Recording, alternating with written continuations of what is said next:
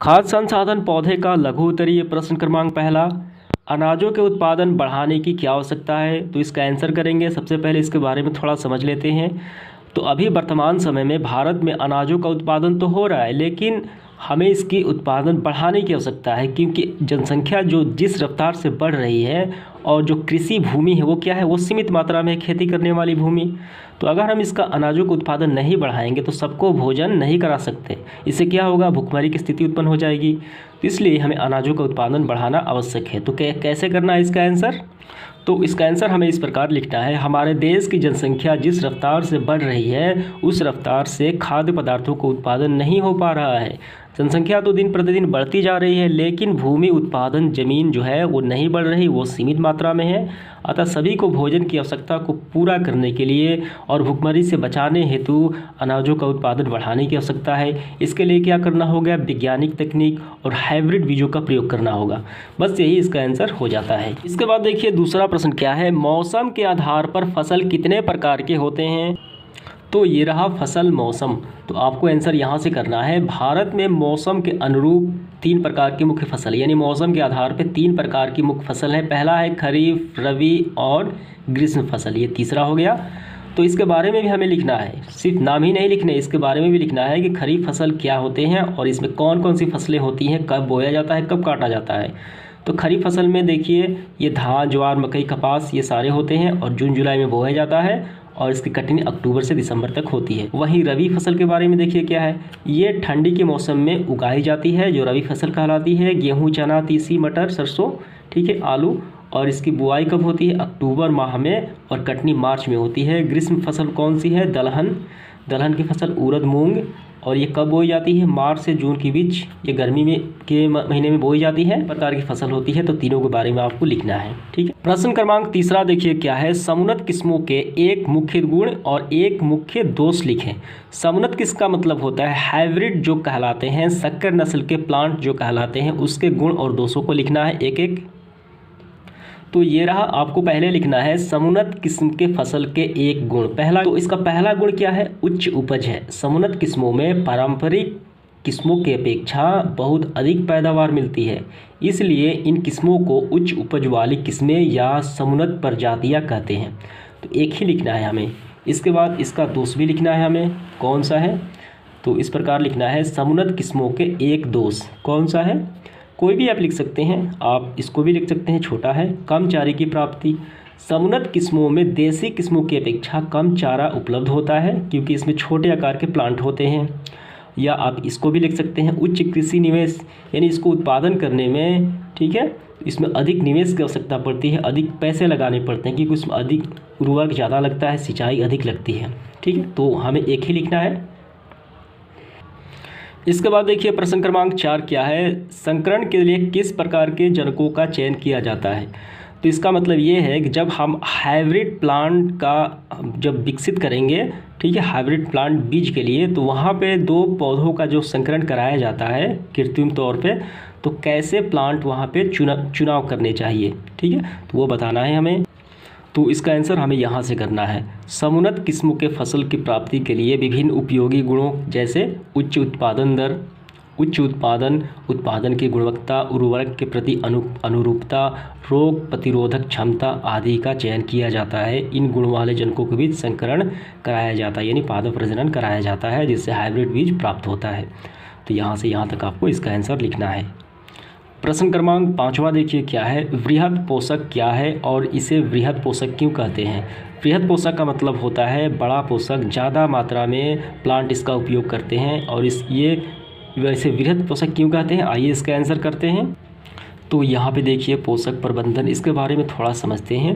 देखिए प्लांट के लिए टोटल जो है 16 पोषक पदार्थों की आवश्यकता होती है, और इनमें से कार्बन, ऑक्सीजन की प्राप्ति हवा से करते हैं, 2 हो गए, और हाइड्रोजन की प्राप्ति पानी से करते हैं, तो 3 यहीं से प्राप्त कर लेते हैं, तो बचा 13, और 13 जो है ये मिट्टी से प्राप्त करते हैं, और इन 13 में से 6 जो है वो पोषक तत्व तो ज़्यादा मात्रा में आवश्यकता होती है, जिससे क्या कहा जाता है, वृहद पोषक कहा जाता है, ठीक है। तो इसका आंसर हमें कैसे करना है, तो हमें इस प्रकार करना है, पौधे को, प्लांट को मृदा से प्राप्त होने वाले ऐसे पोषक तत्व जिसकी प्लांट की आवश्यकता अधिक से अधिक पड़ती है, उसे वृहद पोषक कहते हैं।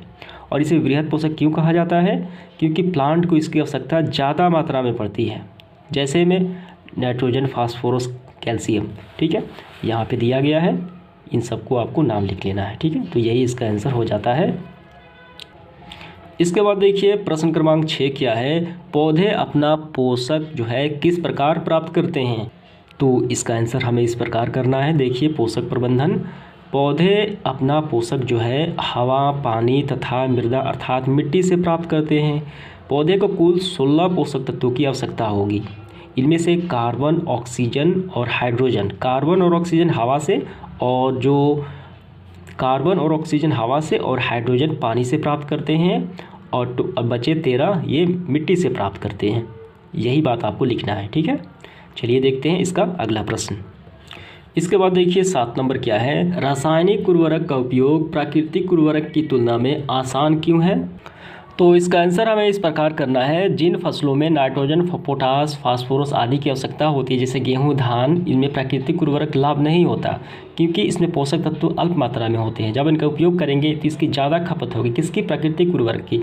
अतः रासायनिक उर्वरक का उपयोग करना पड़ता है, और ये कम मात्रा में ही काम, इसमें ज़्यादा मात्रा में पोषक तत्व पाए जाते हैं।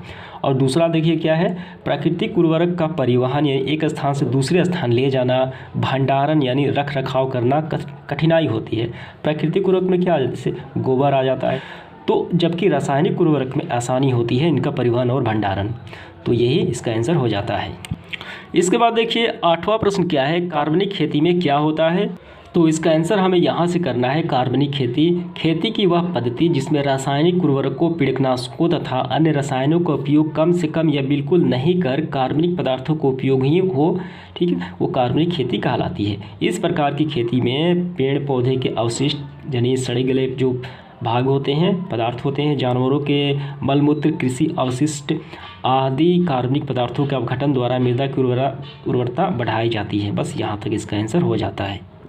इसके बाद देखिए 9 नंबर प्रश्न क्या है? फसलों के लिए सिंचाई का क्या महत्व है? तो इसका आंसर यहाँ से करना है। सिंचाई कृषि की वह प्रक्रिया है जिसके द्वारा हम विभिन्न स्रोतों से समय समय पर खेती में लगी फसलों को जल की आवश्यकता की पूर्ति करते हैं, ताकि फसल सूख ना पाए और पैदावार भरपूर हो। अच्छी फसल और भरपूर पैदावार के लिए उचित और समशीतोष्ण यानी समय पर सिंचाई परम आवश्यक है। तो यहाँ से यहाँ तक इसका आंसर हो जाएगा। अच्छी पैदावार और प्लांट की अच्छी वृद्धि के लिए हमें सिंचाई करना आवश्यक है। प्रश्न क्रमांक 10वां देखिए क्या है? नदी जल उठाव प्रणाली में क्या होता है? यानी नदी के जल को उठाकर सिंचाई करना। तो आइए इसका आंसर करते हैं। तो इसका आंसर यहाँ से करना है। नदी जल उठाव प्रणाली उन क्षेत्रों में जहाँ नहर में जल का प्रवाह पर्याप्त नहीं है, जल उठाव प्रणाली को अपनाया जाना विवेकपूर्ण है। जिन खेतों में आसपास नदियाँ होती हैं वहाँ से सीधे जल को खींचकर सिंचाई की जाती है। ठीक है, तो वो कहलाती है क्या? नदी जल उठाव प्रणाली। इसके बाद देखिए 11 नंबर प्रश्न क्या है? मिश्रित फसल उत्पादन एवं अंतर फसल उत्पादन में क्या अंतर है? तो देखिए यहाँ पे ये है मिश्रित फसल उत्पादन। इसमें होता क्या है कि इनमें 2 फसलें हम मिश्रण करके बो देते हैं, यानी कहीं भी आप इसको बो दीजिए। एक खेत में आप इसको कैसे भी बो सकते हैं, वो उग जाएंगी और अच्छी पैदावार होंगी। और ये अंतर फसल क्या है कि एक फसल को एक कतार में और दूसरी फसल को एक कतार में ये बोना चाहिए, यानी अलग अलग इनका दूरी होना चाहिए, वो कहलाती है अंतर फसल उत्पादन। तो इसमें क्या अंतर है ये बताना है हमें। तो आइए इसका आंसर करते हैं। तो सबसे पहले आपको यहाँ से करना है मिश्रित फसल उत्पादन। वैसी कृषि पद्धति जिनमें एक से ज़्यादा फसलों का उत्पादन साथ साथ किया जाता है को मिश्रित फसल उत्पादन कहते हैं। इनमें एक ही भूखंड पर 2 या 2 से अधिक फसलों का उत्पादन साथ साथ होता है। ये आपको ध्यान रखना है, साथ साथ होता है, जैसे गेहूँ और सरसों, मूँगफली और सूरजमुखी। ये हो गया मिश्रित। अब इसके बाद आपको लिखना है जबकि अंतर फसल उत्पादन में क्या होता है। जबकि अंतर फसल उत्पादन में इस प्रकार की कृषि पद्धति में 2 या 2 से अधिक फसलों को एक निश्चित पैटर्न में उगाया जाता है। अंतर फसल उत्पादन का अंतर मतलब होता है थोड़ा दूरी होना चाहिए। ठीक है, मिश्रित फसल उत्पादन का ही एक बदला हुआ नाम है। इनमें धान्य फसल को एक कतार, ठीक है, और फलीदार फसल को एक कतार, यानी 2 कतारों में इसको उगाया जाता है। तो ये आपको समझ में आ गया होगा, बस यही आपको आंसर में लिखना है। इसके बाद देखिए 12 नंबर प्रश्न में क्या है? फसल चक्रण के लिए दलहन पौधे का चुनाव क्यों होता है? तो आपको आंसर लिखना है फसल चक्रण में दलहन वाले पौधे का चुनाव होता है, क्योंकि इस प्रक्रिया द्वारा मृदा में पोषक पदार्थ हैं उनकी पूर्ति यानी पुनः प्राप्त कर लेते हैं, काफ़ी हद तक प्राप्त हो जाती है। इसका मुख्य कारण है दलहन के पौधे की जड़ों में राइजोबियम जीवाणु होते हैं जो वायुमंडलीय नाइट्रोजन को नाइट्रेट में बदलकर मृदा में क्या कर देते हैं, भेज देते हैं। इससे क्या होता है कि उस पोषक तत्व बन जाती है, ठीक है, तो अनिवार्य पोषक तत्व प्राप्त हो जाता है। तो इसीलिए फसल चक्रण में एक दलहन वाले प्लांट का उपयोग वहाँ पे किया जाता है। इसके बाद देखिए अगला प्रश्न क्या है, 13 नंबर, फसल सुरक्षा से क्या तात्पर्य है। तो इसका आंसर हमें यहाँ इस प्रकार करना है, फसल पौधे की खेतों में खरपतवार, कीटों, जीवाणु, कवक आदि द्वारा भिन्न भिन्न प्रकार से हानि होती है, ठीक है। फसल को समस्त रोगाणुओं को सम्मिलित रूप से पीड़क या पेस्ट कहते हैं। अतः फसल पौधों को विभिन्न तरीकों से पीड़कों एवं अन्य हानिकारक जीवों से मुक्ति करने की प्रक्रिया को फसल सुरक्षा कहते हैं। तो ये तो हो गया। इसके बाद देखिए 14 नंबर, खेतों में खरपतवार को फसल से मुक्त करना क्यों जरूरी होता है। तो इसका आंसर करना है क्योंकि खरपतवार फसल को उपलब्ध होने वाले पोषक जल ठीक है, प्रकाश आदि को अधिकांश भाग ग्रहण कर लेते हैं, जिससे कारण फसल की वृद्धि पर बहुत प्रतिकूल प्रभाव पड़ता है, यानी बुरा प्रभाव पड़ता है और पैदावार भी अपेक्षाकृत काफ़ी घट जाती है। अतः अच्छी उपज के लिए प्रारंभिक अवस्था से ही खरपतवार को खेतों से निकाल देनी चाहिए। इन खरपतवार को हटाना आवश्यक हो जाता है और ये निकालने की प्रक्रिया को निराई या वीडिंग कहते हैं। तो यहाँ से लेके आपको यहाँ तक ही लिखना है। इसके बाद देखिए 15 नंबर क्या है, पीड़कनाशी क्या है, खेतों में इसका उपयोग क्यों करते हैं। काफ़ी आसान प्रश्न है ये। तो इसका आंसर हमें यहाँ से करना है, फसलों के रोगों से सुरक्षा के लिए आधुनिक कृषि में फसलों की रोगों से सुरक्षा के लिए सबसे कारगर उपाय विशेष रसायनों या खेतों में छिड़का जाना है। विशेष रसायनों का खेतों में छिड़का जाना है और इन विशेष रसायनों को पीड़कनाशी या क्या कहते हैं, पेस्टिसाइड्स कहते हैं। इन विशेष रसायनों को पीड़कनाशी कहते हैं। और ये क्यों आवश्यक है खेतों में इसका छिड़का जाना। तो इसका उपयोग क्यों किया जाता है, क्योंकि खेतों में जो फसल को हानि पहुंचाने वाले जो सूक्ष्मजीव होते हैं, पीड़क होते हैं, जिनमें वायरस, जीवाणु, कवक शामिल होते हैं, इनको नष्ट करना ताकि ये खेत इनको हानि ना पहुंचा सके और प्लांट को यानी फसल को रोग मुक्त करना, जिससे क्या हो, अच्छी पैदावार हो। इसीलिए इसका उपयोग करते हैं। मुख्य रूप से इन पीड़कों को नष्ट करना और अच्छी पैदावार बढ़ाने के लिए हम पीड़कनाशी का उपयोग करते हैं। इसके बाद देखिए इस सेशन का आखिरी सवाल, नमी और तापमान खाद्यान्नों को प्रभावित कैसे करते हैं। तो हमें इसका आंसर इस प्रकार करना है। देखिए यहाँ पे नमी, तो खाद्यान्नों में नमी की मात्रा संतुलित होना चाहिए, ना कि ज़्यादा होनी चाहिए ना ही कम होनी चाहिए। इससे होता क्या है, हानिकारक सूक्ष्मजीव, कवक की वृद्धि हो जाती है जो अनाजों को नुकसान पहुंचाते हैं। तो ये सारे आपको लिख लेना है नमी में। और इसके बाद तापमान में क्या करना है, तापमान में भी लिखना है टेम्परेचर में।